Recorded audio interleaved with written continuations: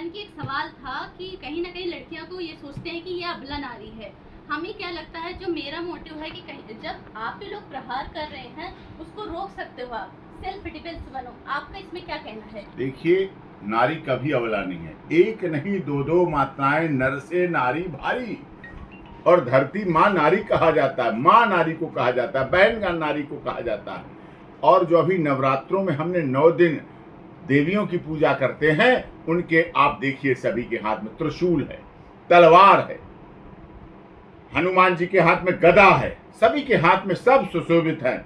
हमें शास्त्र भी सीखने हैं, हमें शस्त्र भी इस कला सीखनी है। जब हमारी बहन बेटियां हर घर में दुर्गा बन जाएंगी तो कोई आतताई उनके चरित्र पर, उनके घर पर, उनके परिवार पर हमला नहीं कर पाएगा, कभी सोच नहीं पाएगा। और इसीलिए मैं कहता हूं, जैसे माता के हाथ में केवल फोटो में तलवार से काम नहीं चलेगा, आपको असली तलवार माता के हाथ में देनी पड़ेगी।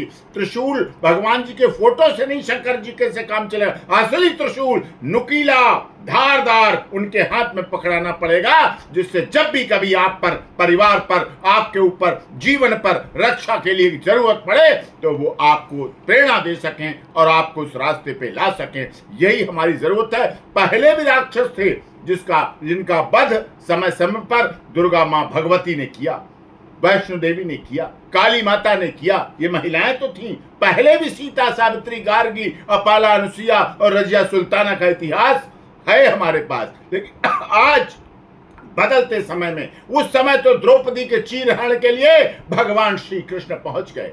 केवल ऐसे भगवान श्री कृष्ण जो बंसी बजाते थे, लेकिन बंसी के साथ उन्हें भी सुदर्शन चक्र रखना पड़ा।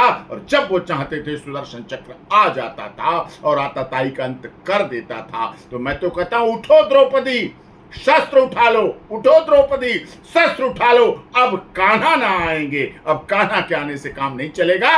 अब तुम्हें खुद शस्त्र उठाना पड़ेगा और संघर्ष करना पड़ेगा। और यही नवरात्रों का, यही विजयदशमी का, यही नवमी और अष्टमी की आयोजन और दुर्गा जागरण का भी यही प्रभाव है। पहले तो शेर भी साथ रखती थी, कितनी भुजाएं थी। इसका अर्थ ये नहीं इतनी भुजाएं हो गई, उतनी उनके अंदर ताकत थी, उतने हथियार चलाने की उनके अंदर कला थी, ये विशेषता थी। वही हमारी बहनों में, माताओं में भी जागरूक होना चाहिए। और घर पर रिहर्सल करें, तलवार चलाना सीखें, अपने को मजबूत करें, तो निश्चित तौर पर वो सुरक्षित भी रहेंगी, संरक्षित भी रहेंगी। इस दिल्ली में हो या कहीं भी हो, हर स्टेट में हिंदू संगठन बनते जा रहे हैं।